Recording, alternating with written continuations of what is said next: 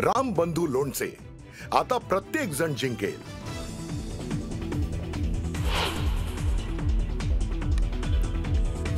Koregaon park जमीन व्यवहार प्रकरणी बावधान पोलिसात गुन्हा दाखल। उपनिबंधक रवींद्र तारू आणि दिग्विजय पाटलांवर गुन्हा दाखल, तर पार्थ पवारांचं नाव घेणं यंत्रणांनी टाळलं।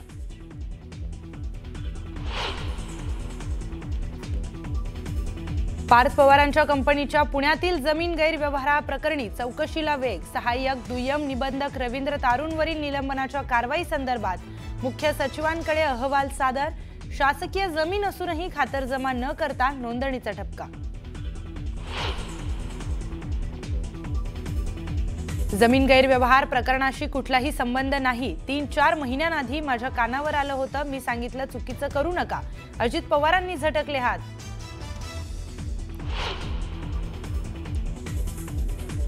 मुलगा 300 कोटींचा व्यवहार करतो हे पित्याला ज्ञात नाही आणि मुलाचे वडील पुण्याचे पालकमंत्री आहेत। अंबादास दानवेंनी अजित पवारांवर केली टीका, तर चौकशी होईपर्यंत नैतिकता राखून राजीनामा देण्याची ही मागणी।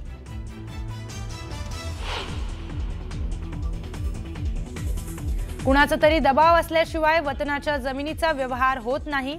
एकनाथ खडसेंचा बडे मुद्देमध्ये दावा, तर सत्तेत राहून चौकशी कशी होईल, त्यामुळे अजित पवारांनी राजीनामा द्यावा, सचिन सावंतांची मागणी।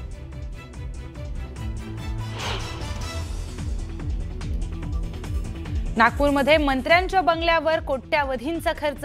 मुख्यमंत्र्यांकडून न्यूज 18 लोकमतच्या बातमीची दखल।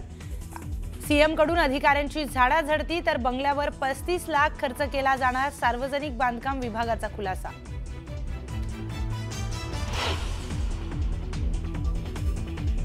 मनोज जरांगेंची आज पत्रकार परिषद। हत्येचा कट रचण्यामागे नेमका कोण होता याची नावं जरांगे उघड करणार।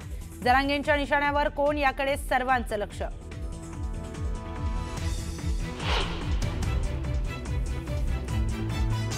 बिहारमध्ये पहिल्या टप्प्यासाठी झालेल्या 121 जागांसाठी विक्रमी मतदान। 64.86% मतदानाची नोंद।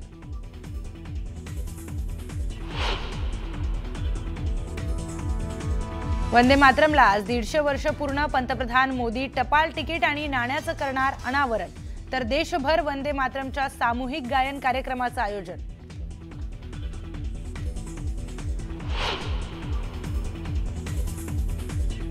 सट्टेबाजी प्रकरणात क्रिकेटपटू रैना आणि धवनची 11.14 कोटींची संपत्ती केली जप्त। ईडीनं मनी लॉन्ड्रिंगचा गुन्हा केला होता दाखल।